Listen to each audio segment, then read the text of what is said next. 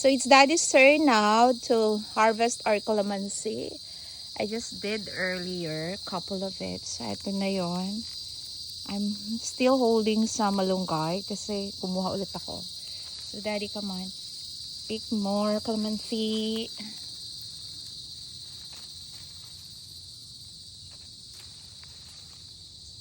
Ay, oo nga. Mali yung pag-pick ko, no? Kasi nabalatan. Sorry. Sorry.